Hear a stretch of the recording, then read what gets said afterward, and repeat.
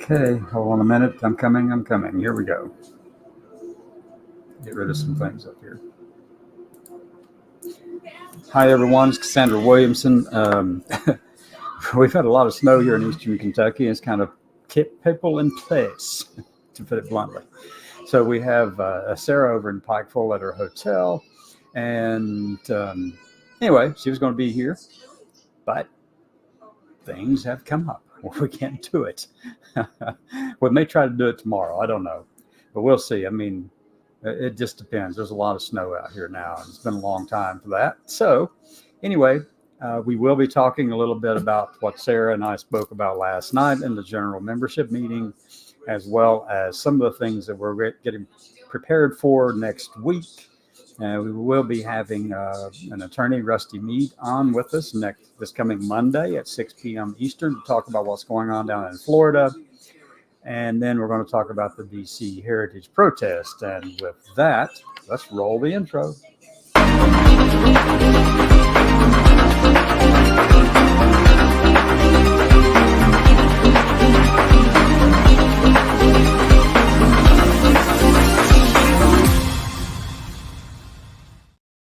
Welcome back, everyone. It's Cassandra Williamson, Executive Director for Transgender Diverse Veterans of America Action Group, and the other one too, both of our charity sides, both the entire organization. However, most of what I talk about on these shows are action group related. It's advocacy, it's getting in your face, it's trying to do things that kind of impact and shape the narrative in the country and different places. We'll talk a lot about that kind of thing. So, I mean, there's a lot going on. So let me take these glasses off and get some that actually have the anti-glare stuff on them, other expensive glasses. There we go. So I hope everyone is doing well today. Thank you so much for being safe, I hope, wherever you might be in the country. I know we're experiencing a lot of really wild weather. I don't remember a time when we've had so much snow here, but then again, I've been out of this region for a while. But Eastern Kentucky is fun. Just ask Sarah.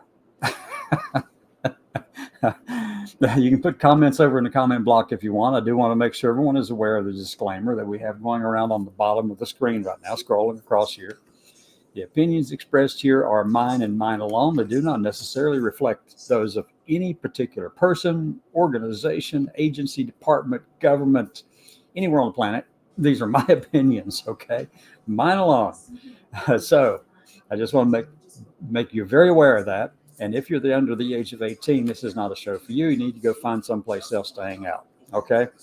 And you can find this show it's being broadcast right now, live streamed over on Facebook on two different accounts, personal one and on one of our TV accounts. It's also over on LinkedIn, Twitch, Twitter, YouTube, as well as both websites today, because some of the stuff I want to talk about impacts both sides of the organization. So let's just jump right in. The first thing is I want to talk about what we had a meeting about last night with our general membership. I was glad to see so many people there. Very, very, very good. Very great. I'm very appreciative of that. And that's what we need, more of that. So if you can spread the word, tell them to come out to the general membership meetings. It's every third Thursday of every month, on the third Thursday of every month at 8 p.m. Eastern. Come in, join the meeting and the conversation. Last night, this is really my mistake. I had set it up to be able to broadcast it live through stream to all these different StreamYard, through all these different social media accounts that we have. But guess what? I didn't do. I didn't press the go live button on the StreamYard account, but was able to have all these people show up over on our Teams account, which is fine. That's typically where we have the meetings anyway. That's where people can engage face to face. But some of those people can't watch or wouldn't. I apologize, it wasn't live last night on those social media accounts. So, having said that, I do want to make it clear that please attend those meetings. It's very important. That's how we just, kind of get a sense of what the members are wanting us to do en masse, not just any one member or any particular member or any group of members, but it's, what do the members want? Because we're supposed to be agile, adaptive, and locally responsive. And that's really what this is all about. So we want to hear, and that's what the general membership meetings generally accomplish. One, we give you a little bit of update of what's going on, and at the same time, we want feedback from you as to what's important to you. And we know that some of the biggest things happen to revolve around what you're experiencing with VA where you are. And that's why it's crucial, that we listen, because we know the experiences each one of our veterans has with VA is somewhat different in different places of the country. We know that different types of care and different levels of care is accomplished in different places across VA. It's never the same. One VA is not the same as another VA. They're all different. The Veterans Administration, for some reason, that's always been a problem. Each one of the facilities, the major medical facilities, have been basically like autonomous ships at sea. Not in terms of AI or anything like that, but autonomous as in, they have control of it. The executive director or the director or the CEO for that particular facility or site basically think of it as, that's something that they're responsible for, which is great. It really is. But that also means that there's lots of room for policies that don't necessarily get implemented correctly across the whole system. And we know that's the case. It's a huge organization. There's a lot of stuff going on. And when you've got thousands of policies, one of the biggest difficulties is being able to, get all the people in a facility on board with all the policies, because, there's a lot of them. There's a lot of those policies there, and it's just really difficult for everybody to be aware of them. Lots of times people aren't aware of all of those policies, and you shouldn't really expect them to be. They're human, they know what the general gist of all these things should be, but at the same time, we do expect them to have some, basic decency and respect. And for the most part, that does happen. There are outliers where it's not correct. We hear it all the time, but that's what our general membership meetings are for. We want to hear from our veterans how things are going around the country, where you are. But it's not just in reference to our veterans. This is also our allies and our families associated with all of this, because, we come from a community of people, and those people have different lived experiences. And, we have to be able to listen to each of those places, because, as I said a minute ago, if you've been in one VA, you've been in precisely one VA. They're not the same. And after traveling the country in 2022 and visiting about 85% of the major medical facilities for VA in the country in 2022, I can tell you that there's only two things where the VA is consistently the same. And if you've been around long enough to hear some of these stories from me, well, one thing is all VAs do have a flagpole out front, and sometimes they've got multiple flagpoles all over the place, but they have a flagpole. But then breakfast is the same everywhere across the country. Well, let me take that back. With the exception of Iron Mountain, Michigan, they actually had some things called scones, chocolate, vanilla, and plain. And I'm thinking, oh, they're rebels up in Michigan. Everywhere else in the country, they had the same thing for breakfast. So I was telling directors and people around the country with the VAs and the national VA people, saying, look, now, you need to go talk to the Veteran Canteen Service, because they have got breakfast down. If you can find out how they're able to do that, then maybe you can get all your policies implemented uniformly across the system. But we know that that's a big, tall order. You would think it would be easy, but it is not. And, I'm fully appreciative of the fact that these are difficult things for everyone to be knowledgeable of. And with so much they've got going on, and the fact that they're shorthanded as well. So I try to give them as much grace as possible, because I know that they're really busy. And the turnover tends to be relatively high at the lower end of it. But you have a lot of people who are senior as in 20, 30 years on the job, and that's really good. So those people are dedicated, and we appreciate them. So anyway, I digressed. I got into talking about the VA. There's a lot of stuff going on with the VA. The VA shows up in a lot of discussions up on Capitol Hill. Our veterans show up in discussions in every state house. And so, that's one of the things we have to continually fight for and keep pushing for, because if we don't, then they will pass legislation somewhere in some state somewhere, not realizing that there's an impact on veterans. And so whenever they do that, we need to be the ones to say, hey, look, what you're doing is going to impact our community, our veterans, and in your communities, our veterans, people who have served this country, it's going to impact them. And if we get this legislation out there that's just asinine, crazy legislation, we get it and we understand. And I want to say this as part of a disclaimer with all of this too. Look, these are Americans we're talking about. They are entitled to their beliefs and views, period. And none of us in this community should be going around saying anything like, that's un-American, or that's not American enough, or anything like that, because we serve for them to believe what they want to believe. And we also serve for them not to accept anything that we want them to accept. We can't force people to agree with us. That's not what this is all about, right? So we shouldn't be going around there going, hey, this is my name and that's my pronoun stuff. And, and if you don't do it, I'm just going to keep yelling and screaming. No, people are entitled to believe what they want and say what they want. And if it offends you, then the problem's on you, not the other person doing it. They're doing it to see if they can get you all riled up. But that's not, and not always. Sometimes it's just the way it is. You have to just let it go. Let it go. We don't need all that. That's too much drama. Okay. And I know that people just do it sometimes to piss people off. I get it. That's fine. But that's on them. That's on them. Let them do whatever they want. You know who you are. You just walk away and be you. And let them be themselves. Okay. So we can't force people to do this. And we shouldn't be going around. I know that I may be just out here just saying some things that might piss people off. And I get it. That's fine. I'm saying what I believe. And that's why my disclaimer was at the beginning. So whenever I say things like, let them do what they want. Let them say and believe what they want. We serve for that, folks. Let them do it. If you aren't strong enough to handle it, then that's on you. But if it's offensive to you, that's also on you. Don't stop with that. We've got to be mature adults around here. Stop acting like a bunch of idiots. Okay. And I'm talking to some of the people out there who end up on the opposite end of the narrative with people like the Heritage Foundation and Lives of TikTok and all that bunch. Chris Rufo. Chris doesn't do much of that kind of thing.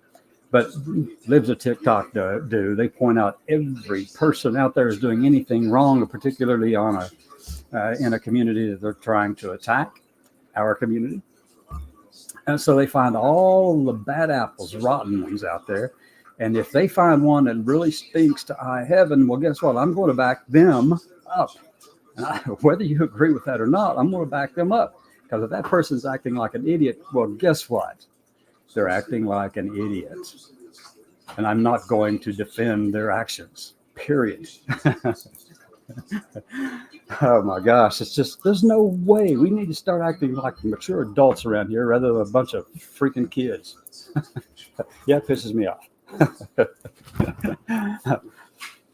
And there's so much to it. Rose Montoya at the White House last year during the Pride event, taking her top off there. Let me tell you something that pissed me off and to no end. It's the White House. Go do it on some beach somewhere, wherever you want to do it. I don't care, but not at the White House.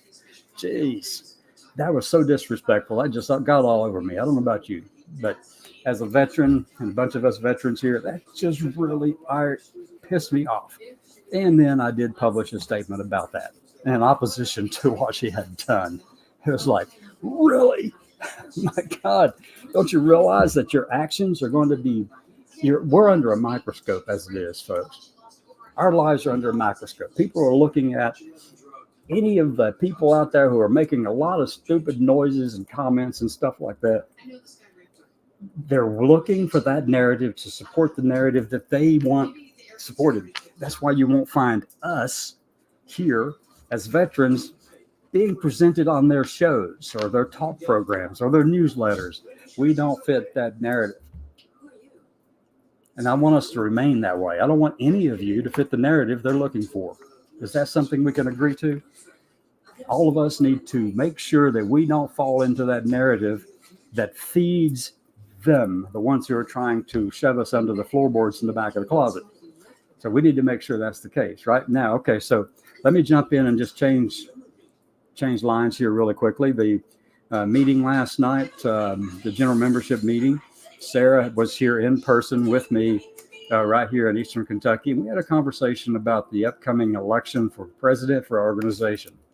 Now, a lot of people out there have recommended me for that. A lot of people, and I appreciate that. I'm deeply humbled by it. I do appreciate it. But our name is this: Transgender and Diverse Veterans of America. And that diversity part, if we don't have ideological diversity as well as gender and all that kind of stuff, ideology, then who are we to tell other people to listen to us? Why would they even want to listen to us, right? So we need to make sure that we're ideologically representative as well. And that means, and it doesn't matter which side is where, but right now, we need to move the middle of the country. And that's going to take me and Sarah Colasanto working together. I'm supporting Sarah Colasanto for president, taking my name out of the nomination process. Okay. I appreciate everyone for doing it, but Sarah and I are opposites in a lot of ways, but we also have a lot of common things that we agree on. And that's what we're finding. And you should be able to see this too. If we start drawing ideological boundaries between people and put a wall up here and a wall up over there, we don't listen to each other through that wall, through our differences, we'll never find a way to move forward. It will take you years to get things to move. Whereas if you find common ground, guess what happens?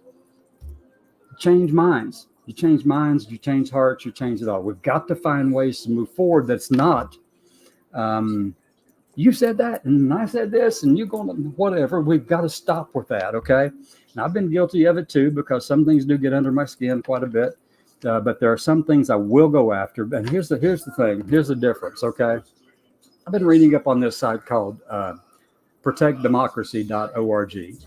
Protect Democracy. It's a nonpartisan organization. You can check it out. Go check out protectdemocracy.org. Now, here's what we're facing in this country. It's a very real problem. This is democracy versus authoritarianism. Whether that authoritarianism is coming from the left or the right, it needs to be called out. We want to protect our constitutional republic, our democracy. We want to protect that, okay? And I don't care if that authoritarianism is coming left or right. I don't care. But the biggest voices right now, biggest ones that are wanting to implement this authoritarianism on the country, is coming from our far right side of the political spectrum right now. Now, there are people on the right who are going to say that this is coming from the far left. Okay, so let's assume that they are seeing things, we're seeing things on the right. Maybe we need to walk in those shoes over there and say that there's some stuff on the left that might be authoritarian too. So we have to be that. Okay, if we want to shape the narrative and have our voices heard and move the needle just a little bit towards acceptance for different peoples, not assimilation of different peoples like Chris Rufo talks about or the Heritage Foundation talks about. No, we're not doing that. We're not doing the assimilation bit. We're going to recognize our differences and see it. We're not colorblind. We see the world for what it is and not some Pollyannish understanding or view of the world. That's what Heritage is wanting, some Pollyannish kumbaya type of, we're just going to ignore all the differences altogether. We're not going to talk about it or let you talk about it and sweep it all under the rug. That's what they're pushing. That's what Chris Rufo is pushing. I keep reading stuff from him that talks about colorblindness. And in the Project 2025 document, you can go through the darn thing and search. The word colorblind is in there several times. You can go find it. I mean, that's what they're pushing, but they don't really mean colorblindness. Because if they meant colorblindness in the strictest sense of the term, you wouldn't be deleting words from the whole of the federal government like sexual orientation, gender identity, gender anything. You wouldn't delete those terms. You would realize that those are important things to be looking into and understanding. But when you say that you are colorblind, but then you tell the whole of the government that you want to remove and delete all these terms that identify the minorities in the country, you're not doing colorblindness. You are doing assimilation. That's authoritarianism. They're pushing it in a big way. And we have to push back against that authoritarianism regardless of where it's coming from. But right now, the loudest voices are Project 2025 and the 80 plus organizations that back them up with that $22 million funded project. Okay, that's out to just take over the whole government and do that, erase all those terms from the government. And also in that same document, if you haven't read it, they talk about, all these terms up here and then they put a comma at the end of these things they want to delete. And they go, and any other term that offends Americans' First Amendment rights. As if we don't matter. They're Americans too. Now, don't get me wrong on that. They are Americans too, and they deserve to be able to be heard and seen with what they believe. That's fine. I get it. I got to clean my camera off, apparently. It's not, there I am. I'm moving a lot. So anyway, I mean, we have to push back against authoritarianism. But it's more than just authoritarianism, folks. What they're pushing, what Matt Walsh is pushing, is theocratic authoritarianism. And that's what it is. It's theocratic authoritarianism. And actually, when you look at it more thoroughly and you look more deeply into it, Matt Walsh knows what it is. He's self-aware. He is self-aware enough to be able to call himself exactly who he is. It's right on his Twitter profile. It's not a joke. It's just who he is. He calls himself a theocratic fascist. Matt Walsh does that. And he's proud of that fact. These others, Chris Rufo, Dr. Roberts, all of them, they are those too. However, they don't have the guts that Matt has to go ahead and put it out there on the label because by definition, that's what Matt is and what Heritage is wanting to do under the leadership of Kevin Roberts and what Chris Rufo is pushing for with the colorblindness stuff. This is all theocratic fascism. It's authoritarianism on that level. Now, you can say what you want about it, but that's where the danger arises. We're not talking about, as I said, I'm not talking about something on the left or the right. We know that there are pushes for authoritarianism on both sides of this thing. We're going to push it back against all of it. So Sarah and I are going to be doing a lot of work together over the next, for quite some time, really. We've got to figure out a way to get into every state capital where there are issues arising around who we are and our IDs or identities, okay? We got to be able to talk to people about that. They've got to hear veterans talking. But right now, all those doors are closed because we don't fit that narrative. It's going to be really hard to do. We don't want to be, and we are not the kind of people they actually want to focus on. But we've got to find a way for them to hear us, left or right. If it's the left side doing something stupid, we're going to call it out. If the right's doing something stupid, I'm calling it out. Okay, we don't care what it is, and that's where we stand. Okay, with everything. So Sarah and I have had some time to talk together in person. We're going to do some more maybe tomorrow if the weather kind of the snow melts.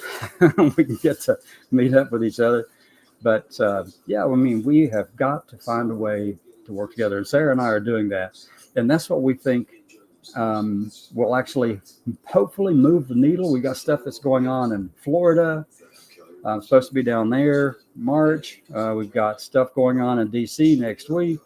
Bringing in, hopefully, if everything works out fine, I've got some other organizations going to be participating with me in DC. So we've got things going on next week. Rusty Mead's going to be coming on Monday this coming week to talk about what's going on in Florida.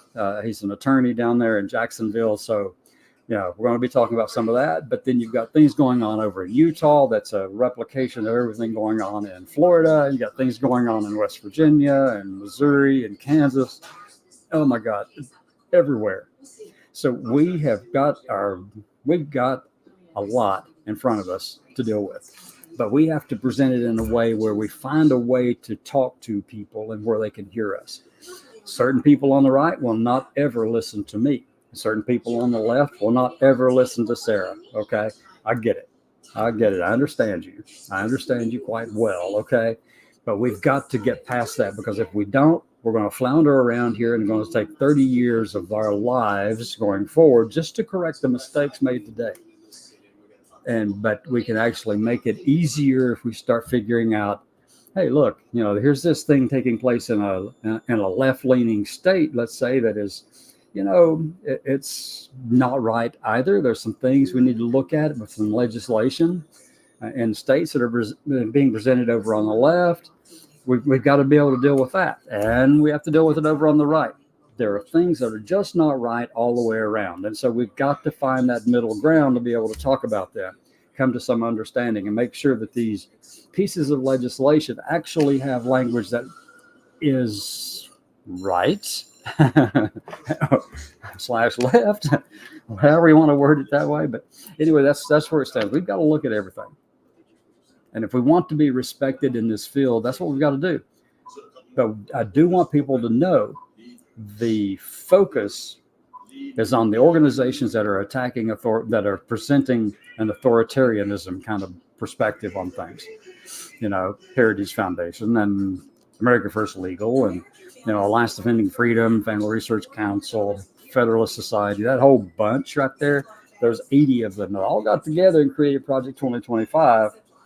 And I'm going to tell you, that thing is horrendous. That is theocratic authoritarianism right off from the get-go. First couple of paragraphs, they already tell you exactly what they want to do. And it's all through this thing. If you haven't read Project 2025, at least go download the PDF document and do a word search. Just do a word search at it. Go in there and check it out. And you're going to find out a few things that they're really out to do. And then you're going to realize that, hey, when we started a couple of years ago trying to protect the children from all this LGBT stuff, and there's a lot that needs to be protected there. Like the pornographic books in schools, I'll tell you right now, that is absolutely asinine. We don't need that in those schools. Let me just be very clear about that. We don't. Why have a book that is pornographic in school for your children to read? Really? No. No. I may be a stick in the mud, maybe old and stuck in my ways to a large degree, but that just rubs me wrong too. So we've got a lot of stuff to work on here, left and right. A lot of stuff we have to deal with. But we've got to be moving together and to do this. And we have to find that middle ground to make it happen. So a couple of those things, let me reiterate and just kind of encapsulate what we've talked about so far.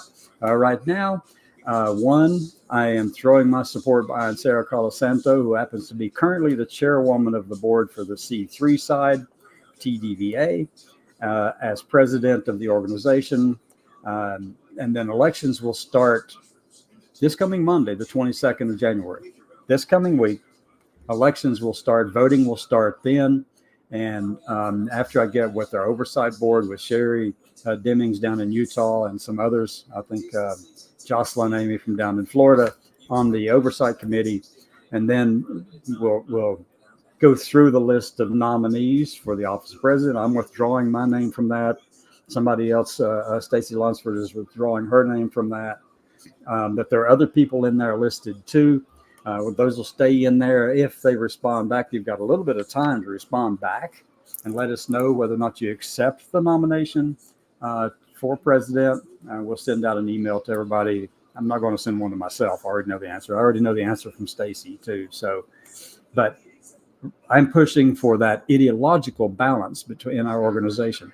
It may rub your feathers wrong, but we've got to do it to move forward, folks. We have to be able to do this in a way that can talk to people, regardless of where they stand in this country ideologically. Okay? And you're only going to do that when you actually show and prove that you're a diverse organization, really a diverse organization. Now, I come at this from a very honest perspective. In Missouri, I'm part of a human relations council and stuff like that. And when I was setting up a task force, helping set up a task force to do that, I was asked to find members to fill in the seats on that commission. And this was in a small town. And so I kept bringing in people. I'd bring them to the city council and I'd say, okay, these names, here's this person over there. Here's that person there, this person there. And they said, well, half of those people don't agree with you or your existence. And I said, well, that's the point. What would we do? How sustainable is an organization that's nothing more than an echo chamber? It's not. It's not sustainable. It continues the divisiveness that we're trying to avoid and to try to push back against, right? Not the colorblind assimilation kind of divisiveness, but we're pushing back against that because that's what we have to do. Otherwise, everything we do is just, patting each other on the back. Accomplish nothing. So with that, I'm going to close. Come back on Monday evening at 6 p.m. Rusty Mead, attorney from down in Jacksonville, Florida. We'll be talking about Florida. Next week, I'll be in D.C. All day on the 24th, part of the day on the 25th. And I've already told Heritage Foundation I'm coming to stand in front of their door, but you know what it is. They don't care one way or the other. They're having their decaded defense conversation, and they're going to ignore all of us outside their front door because, they're not American. And don't take that as something I'm saying. Read Project 2025. That's what they say. If you don't agree with them, you're not American. You're not deserving of the blessings of liberty. Yeah, that's what it says in plain language. Read it yourself. Okay. If you think that's appropriate in this country, if you think an organization that large, that much influence can go around and saying that some Americans aren't worthy to be shielded under the blessings of liberty or to have the protections of the First Amendment, then you need to look at your own self.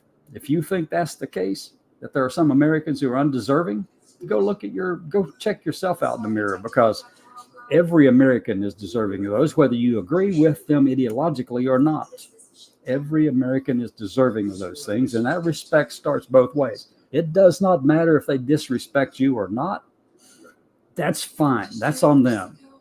You be you, but in a way that is respectful and doesn't draw attention and negativity upon all of us because of your stupidity. I said it. All right. Outro. Have a great evening, everyone.